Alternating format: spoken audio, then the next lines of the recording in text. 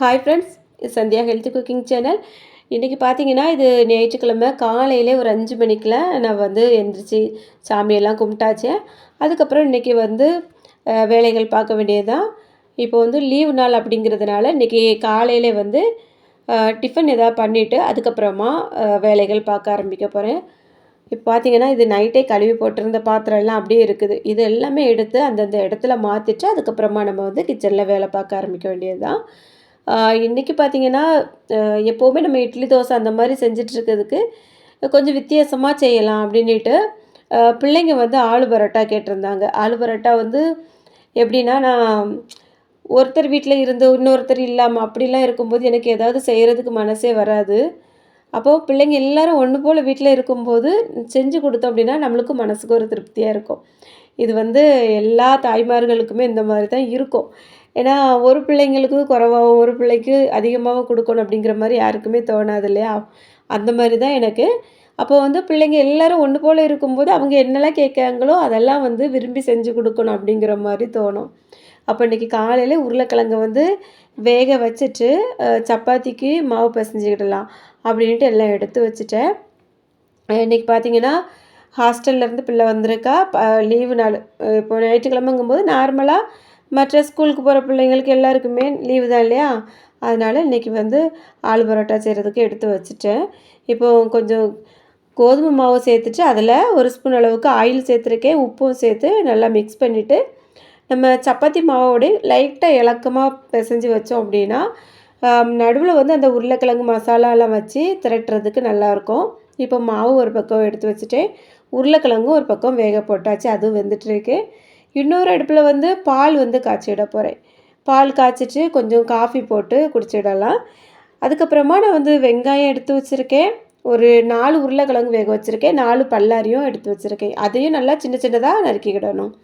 நம்ம எப்படின்னா பொரியலுக்கெலாம் நறுக்குவோம் இல்லையா? அதை விடையும் கொஞ்சம் சின்னதாகவே நறுக்கணும் அப்படின்னா தான் நம்ம வந்து அந்த சப்பாத்திக்கு நடுவில் வச்சு அதை உருட்டும்போது அந்த மாவு வந்து விலகி போகாமல் அழகாக வரும்.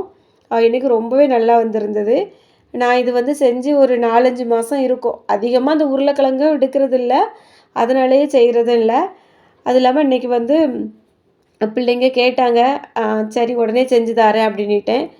இப்போ பார்த்தீங்கன்னா, ஒரு சில நாட்களில் அதிகமாக டெய்லரிங் வேலை இருந்துகிட்டு இருக்க நேரத்துலையும் இந்த மாதிரி வேலைகள் எல்லாம் செய்யவே முடியாது. பிள்ளைங்க செஞ்சு கேட்குறத கூட செஞ்சு கொடுக்க முடியாமல் இருக்கும். இப்போ வந்து கொஞ்ச நாளாகவே கொஞ்சம் ஃப்ரீயாக தான் பார்த்துட்ருக்கேன். ஏன்னா நமக்கும் அடிக்கடி உடம்புல வந்து கொஞ்சம் கொஞ்சம் பிரச்சனைகள் பண்ணிகிட்ருக்கு. அப்போது நிறையா நம்ம வந்து வெளியில் துணிகள் வாங்கிட்டு அதையும் தைச்சி கொடுக்க முடியாமல் போட்டுறக்கூடாது அப்படிங்கிறதுனால கொஞ்சம் குறைவா தான் வாங்கிட்டுருக்கேன்.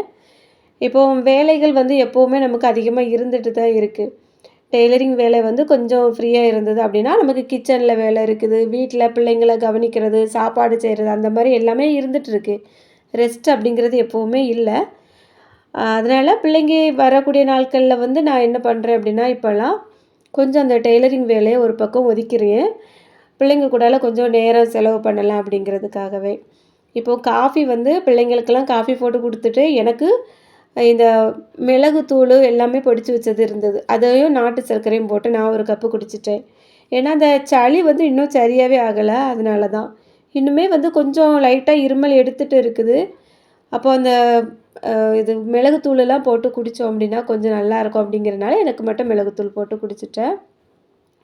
உருளைக்கிழங்கு வந்து வேக வச்சு நல்லா மசிச்சுட்டு வெங்காயம், கறிவேப்பிலை எல்லாமே போட்டு எண்ணெயில் தாளித்து கொஞ்சம் வத்தல் தூள், ஜீரகம் அப்படி எல்லாமே போட்டு அதையே நான் எடுத்து வச்சுட்டேன். அந்த உருளைக்கிழங்கையும் போட்டு கிண்டி அதை வந்து ஆற வச்சுட்டு அதுக்கப்புறமா சப்பாத்தி மாவும் பிசைஞ்சு வச்சுருந்தோம் இல்லையா? அதுக்கு நடுவில் அந்த மசாலாவை உருட்டி உள்ளே வச்சு ரெடி பண்ணியிருக்கேன் பாருங்கள். ஏற்கனவே நம்ம சேனலில் வந்து 1 வருஷம் 1.5 வருஷம் இருக்கும்னு நினைக்கிறேன். அதுக்கு முன்னாடியே வீடியோ வந்து போட்டிருந்தேன். ஆனால் அந்தளவுக்கு வியூஸ் போகலை. ஏன்னா நம்ம சேனல் வந்து அப்போ இருக்கிறதே யாருக்கும் தெரிஞ்சிருக்காது. ஒரு கொஞ்சம் தான் போயிருக்கோம். 40, 50 வயசுக்குள்ளே தான் போயிருக்கோம் அப்படின்னு நினைக்கிறேன். ஆனால் ரொம்பவே நல்லாயிருக்கும். இதே போல் பிள்ளைங்க வந்து ஏதாவது ஒன்று கேட்பாங்களா கடையில் அதை வாங்கித்தாங்க இதை வாங்கித்தாங்க அந்த மாதிரி கேட்கக்கூடிய டைமில் நீங்கள் இப்படி செஞ்சு கொடுங்க. அவங்களுக்கு வந்து கொஞ்சம் ஸ்நாக்ஸு சாப்பிட்ட மாதிரியும் இருக்கும். ரொம்பவே திருப்தியாக இருக்கும். ஏன்னா இந்த மாதிரி கொஞ்சம் வித்தியாசமாக செஞ்சு கொடுக்கும்போது பிள்ளைங்களும் விரும்பி சாப்பிடுவாங்க. இது வந்து காஃபியும் போட்டு குடுத்துருந்தேன். இதுவும் வச்சு அவங்க சாப்பிட்டுட்டாங்க. காலையில இதுக்கு வந்து குழம்பு எதுவுமே ரெடி பண்ணல. நடுவுல இருக்கக்கூடிய மசாலா சூப்பரா இருக்கும். அதனால. இப்ப பார்த்தீங்கன்னா, காலையில சாப்பிட்டுட்டு பிள்ளைங்க கூட கொஞ்சம் நேரம் விளையாடணும். அவங்க சண்டை போடுறதெல்லாம் பார்த்து ரசிக்கிறதுக்கே ஒரு நேரம் வேணும்.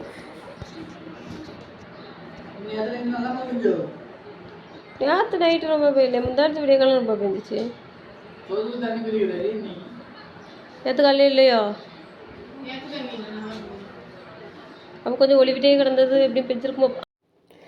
பிள்ளைங்க வந்து சண்டையும் போடுறாங்க, பாசமாகவும் பேசிக்கிட்டியாங்க. அவங்கள பார்க்கும்போது நம்மளோட சின்ன வயசு ஞாபகம் அப்படியே வருது. நம்மளும் வளரும்போது அப்படி தான். பக்கத்துலேயே இருந்துட்டு இருக்கும்போது அடிக்கடி சண்டை போடுவோம். அதுக்கப்புறமா டக்குன்னு சேர்ந்துக்கிடுவோம். இந்த மாதிரிலாம் நடக்கும். ஆனால் இப்போ நம்ம பிள்ளைங்க வந்து சண்டை போட்டாலோ, இந்த மாதிரி நடந்துக்கிட்டாலோ நம்மளுக்கு ஏன் இப்படி இருக்கீங்க அப்படின்னு சொல்ல தோணுது.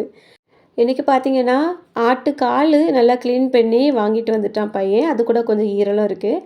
இதை போட்டு குக்கரில் கொஞ்சம் இஞ்சி பூண்டு பேஸ்ட்டெல்லாம் போட்டு தண்ணி ஊற்றி ஒரு 10 விசில் வேக வச்சு எடுத்து வச்சுருக்கேன். இப்போது இதில் மசாலாக்கள் எல்லாமே போட்டு தாளிச்சிட்டு வெங்காயம், தக்காளி, இஞ்சி பூண்டு பேஸ்ட்டு, கொஞ்சம் பச்சை மிளகாய், கறிவேப்பிலை எல்லாம் போட்டு வதக்கியிருக்கேன். இந்த வதக்கியிருக்கிறதோட இனிமேல் இந்த குக்கரில் சேர்த்துட்டு அதுக்கப்புறமா மறுபடியும் இன்னும் 2 விசில் போட்டு மசாலாலாம் போட்டு வைக்க போகிறேன். அப்போ தான் இந்த ஆட்டு கால் குழம்பு வந்து ரொம்ப நல்லாயிருக்கும்.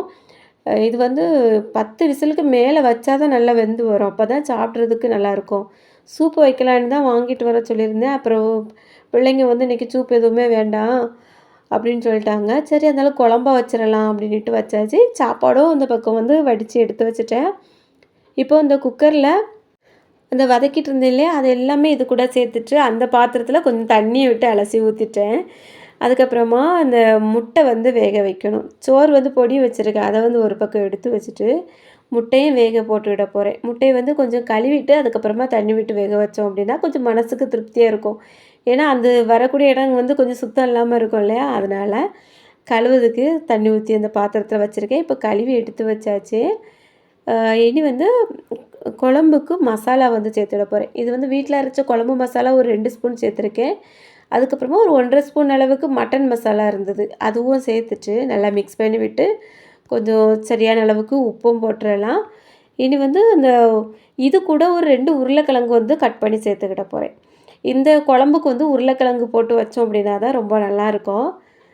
முன்னாடியெல்லாம் பார்த்திங்கன்னா வீட்டிலையே கிடா எல்லாம் நிறையா வளர்ப்பாங்க இல்லையா, அப்போ வந்து அதை விசேஷ நாட்கள் வரும்போது வீட்டிலையே சமையல் எல்லாம் பண்ணி கிடாயெல்லாம் வெட்டி சமையல் பண்ணுவாங்க. அப்போது இந்த கால் மட்டும் அடுத்த நாள் தேவைக்கு எப்போவாது எவ்வளோ நாள்னாலும் அப்படியே வச்சுடுவாங்க.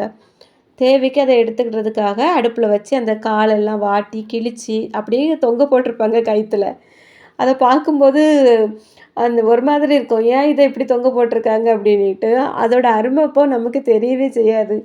ஆனால் இப்போ பார்த்தீங்கன்னா உடம்புக்கு முடியல அப்படின்ட்டு ஹாஸ்பிட்டல் போனாலே நீங்கள் ஆட்டுக்கால் வச்சு நல்லா சூப் வச்சு குடிங்க அதை தான் சொல்கிறாங்க. அப்போ நமக்கு ஒரு வயசுக்கு மேலே தான் அதை பற்றி தெரிய வருது. அப்போது இதில் எவ்வளவு சிறப்பு இருக்குது. அப்போ நம்ம சின்ன பிள்ளையில இதெல்லாம் நமக்கு அவிச்சு தந்தாலும் நம்ம குடிக்கவும் மாட்டோம், குழம்பு வச்சாலும் சாப்பிட மாட்டோம். இப்போவுமே பார்த்தீங்கன்னா அந்த ஆட்டு காலில் குழம்பு வச்சாலும் என்னவோ பிள்ளைங்க வந்து கொஞ்சம் இதோட ஸ்மெல்லு வித்தியாசமாக இருக்குது அப்படிங்கிற மாதிரி தான் சொல்லுவாங்க. இருந்தாலும் நம்ம வந்து அடிக்கடி நம்ம பிள்ளைங்களுக்கு செஞ்சு கொடுக்கணும் அப்படிங்கிறது எனக்கு இப்போ தான் தெரிஞ்சிருக்கு. இப்போது பார்த்தீங்கன்னா நான் சாப்பாடு ரெடி பண்ணுறதுக்கு முன்னாடியே ஒருத்திக்கு ஸ்நாக்ஸ் ஏதாவது சாப்பிடணும் போல் இருக்குது. ஏன்னா படம் பார்த்துட்டு இருக்கா. வீட்டுக்கு லைட்டெல்லாம் ஆஃப் பண்ணி போட்டுட்டு புது படம் இருந்தது அப்படின்னு சொல்லிட்டு பார்த்துட்ருக்கா. அதனால் அவளுக்கு ஸ்நாக்ஸ் ஏதாவது சாப்பிடணுமா. அதனால் வீட்டில் வந்து இந்த சின்ன சின்ன பொரி மாதிரிலாம் இருந்தது. அதை வந்து பொரித்து கொடுத்துட்ருக்கேன். அதை சாப்பிட்டுட்டே படம் பார்த்துடுவாளாம். இப்போது அடுப்பில் வந்து குக்கரில் இன்னும் சமையல் முடியலை. அதை இறக்கி வச்சுட்டு தான் நான் அவளுக்கு வந்து எண்ணெயில் பொரித்து கொடுத்துருக்கேன். ஏன்னா இது வந்து இப்போ பொரித்து கொடுக்கலான்னு வைங்களேன், உடனே சொல்லுவாள், நான் வந்து ஹாஸ்டல்லேருந்து வந்திருக்கேன், இந்த பிள்ளை இந்த இதை கேட்டால் இதை கூட செஞ்சு தர மாட்டிங்களா அப்படின்னுக்கிட்டு. அதனால் அதையும் ரெடி பண்ணி கொடுத்தாச்சு. இப்போ வந்து மட்டன், சிக்கன் எது எடுத்தாலும் கூட ஒரு காய் வச்சு சாப்பிடணும் அப்படிங்கிறது நான் நிறைய பேர் சொல்லி இப்போ தான் கேள்விப்பட்டுட்ருக்கேன். இதுக்கு முன்னாடிலாம் அந்த மாதிரி இல்லை. ஏதாவது வந்து இப்போ நான்வெஜ் எடுக்கிறோம் அப்படின்னாலே அன்றைக்கி ஃபுல்லாகவே நான்வெஜ்ஜாக தான் இருக்கும். காய்கறி எதுவுமே சேர்க்க மாட்டோம். இப்போ வந்து ஒரு காய் கூட சேர்த்துக்கிட்டா அது வந்து வயிற்றுக்கு நல்லது அப்படின்னு சொல்கிறதுனால ஒரு காய் வந்து இருந்ததுன்னா சேர்த்துக்கிட்டு இருக்கேன். இது இல்லாமல் இந்த டைமும் வந்து நமக்கு இந்த மாதிரி சமையல் பண்ணும்போது ஒதுக்குற மாதிரி இருக்குது. இப்போ எப்போவுமே வேலை வேலைன்னு ஓடிக்கிட்டே இருக்கோம் இல்லையா? அப்போ வந்து இந்த மாதிரி லீவு நாட்கள்ல பிள்ளைங்க வந்தாலும் கூடமே நம்ம கவனிக்க முடியறதே இல்ல. அப்போ அவங்களுக்கான டைமும் நம்ம கண்டிப்பா ஒதுக்கணும். அது இல்லாம இந்த லீவு நாட்கள்ல வந்து நம்ம பிள்ளைங்கள கவனிக்காம மிஷின்லயே உட்கார்ந்துருந்தோம் அப்படின்னா, அவங்களுக்கு பிடிச்ச மாரி சமைச்சு குடுக்கவும் முடியறதில்ல. ஆரோக்கியமாவும் சமைச்சு குடுக்க முடியறதில்ல. இதெல்லாம் இப்போ நான் வந்து ரொம்ப கவனிச்சு பார்த்ததுக்கு அப்புறம் தான் கண்டிப்பா இந்த டைம வந்து நம்ம வீட்டுக்காக ஒதுக்கணும் அப்படிங்கிற மாரி ஒதுக்கி வேலை செஞ்சுட்ருக்கேன். இப்போ பார்த்தீங்கன்னா, முட்டை வந்து வெந்துச்சு. அதையும் எடுத்து உடைச்சு வச்சுட போறேன். குழம்பும் அந்த பக்கம் ரெடி ஆயிட்டு. இப்போ நான் வந்து மசாலா எல்லாமே சேர்த்துட்டு, அதுக்கப்புறம் 2 உருளைக்கிழங்கும் கட் பண்ணி சேர்த்து 2 விசில் வச்சிருந்தேன். அதுவும் சூப்பரா ரெடி ஆயிட்டு. ரொம்ப ஈஸியா அந்த வேலை வந்து முடிஞ்சிட்டு. பீட்ரூட் பொரியலும் ரெடி ஆயிட்டு. சாப்பிட்றதுக்காக எல்லாமே நான் வந்து எடுத்து வச்சிருக்கேன். இப்போ பாருங்க குழம்பு எப்படி இருக்கு அப்படின்னுட்டு. இப்போ சூப்பாட்டு செஞ்சு குடுத்தாலே நல்லா தான் இருக்கும். ஆனாலும் இந்த மாரி குழம்பு வந்து வச்சு குடுக்கலாம். இதுவும் நல்லா இருக்குது. நல்லா சூடா ஒரு நேரத்துக்கு சாப்பிட நல்லாயிருக்கும்னு நெனைக்கிறேன். 2வது டைம் வந்து பிள்ளைங்க கொஞ்சம் விரும்பல. அதோட கொழுப்பு ஸ்மெல் வந்து கொஞ்சம் அதிகமா அடிச்சிட்ருக்கும். அதனாலேயும் இருக்கும். இப்போ சாப்பிட்டுட்டு மறுபடியும் ஒரு 2:30க்கு மேல நான் வந்து கொஞ்சம் துணி துவைக்க வேண்டியது இருந்து துவைச்சு போட்டேன். மழை வந்து பார்த்தீங்கன்னா பெஞ்சுட்டே இருக்குது பாருங்க. இவது வந்து நாளைக்கு அவளுக்கு ஹாஸ்டலுக்கு போறதுக்கு முன்னாடி இந்த துணியெல்லாம் காயணும். ஆனா, நான் துணி துவைக்க ஆரம்பிச்சதும் கரெக்ட்டா மழை வந்துட்டு, வாஷிங் மிஷின் வந்து ரிப்பேர்ல இருக்குது. எப்போவாவது ஒரு டைம் வந்து கொஞ்சம் ஹெவியா துணி இந்த போர்வைலாம் துவைக்கணும் அப்படின்னா, அதில சுத்த விட்டுருவேன். ஆனா வந்து இந்த புழிஞ்சு தரக்கூடியது ஒர்க் ஆகல. அது வந்து ரிப்பேர் தான். அதனால இந்த மாரி மழை டைம்ல வந்து அவசரமா துணி காய வைக்கிறதுங்கிறது கொஞ்சம் கஷ்டமா இருக்கு. இந்த துணி வந்து கொஞ்சம் நல்லா தண்ணி வடிஞ்சதுக்கப்புறமா, ரூம்ல ஃபேன் போட்டு அந்த காத்துலே காய வைக்கணும். அப்பதான் இது வந்து காயும். அதேபோல வச்சு தான் நான் வந்து அடுத்த நாள் காலையில அவ கிளம்பும்போது எடுத்து குடுத்து விட்டுருக்கேன். இனி வந்து கொஞ்ச நேரம் மறுபடியும் ரெஸ்ட் எடுத்தாச்சு. இப்போ பிள்ளைங்க வந்து அல்வா கேட்டாங்க. ஏன்னா இது ரொம்ப நாள் ஆச்சு இதுவும் செஞ்சு. கார்ன்ஃப்ளவர் மாவுல தான் நான் வந்து செஞ்சுட்ருக்கேன்.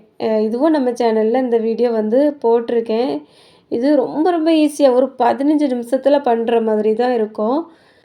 1 கப் அளவுக்கு இந்த கார்ன்ஃப்ளவர் எடுத்தோம் அப்படின்னா, ஒரு 2 2 1/2 கப்பு அந்த அளவுக்கு சீனி எடுக்கணும். அதுக்கு ஒரு 4 கப் அளவுக்கு தண்ணி சேர்த்து 2 கப்ப வந்து முதல்ல 2 கப்பு தண்ணிய கார்ன்ஃப்ளவர்ல கரைச்சிடணும். சீனி வந்து பாத்திரத்தில சேர்த்துட்டு 2 கப் அளவுக்கு தண்ணி சேர்க்கணும். சேர்த்து அதுக்கப்புறமா அது கொதி வந்ததும், இந்த கரைச்சி வச்சுக்க கார்ன்ஃப்ளவர கலந்து அதில ஊத்திட்டு, பொறுமையா கலந்து விட்டுட்டே இருந்தா இந்த மாரி ஜெல்லி மாரி வரும். இப்படி வரக்கூடிய டைம்ல நம்ம வந்து கொஞ்சம் கொஞ்சமா நெய் சேர்த்துடலாம். இந்த அளவுக்கு மொத்தமே ஒரு 3 ஸ்பூன் தான் ஆகும். ரொம்ப கம்மியா தான் ஆகும். நமக்கு நெய் அதிகமா ஆகும் அந்த மாரிலாம் நினைக்கவே வேண்டாம். இப்போ வந்து இப்படி இது நல்ல நிறம் மாறி வந்துட்டு இருக்குது பாருங்க. இந்த வெள்ளையா தெரியக்கூடிய நிறம் எல்லாமே மாறி ஒரு நல்ல ஒரு ஜெல்லி மாரி அப்படியே ஒரு மாரி ஷைனிங்கா தெரியும். எப்படி தெரியுது பாருங்க. இப்போ 1 ஸ்பூன் நெய் சேர்த்துருந்தோம். அதுவும் வந்து கொஞ்சம் கொஞ்சமா மாவோட இறங்கிட்டு இருக்குது.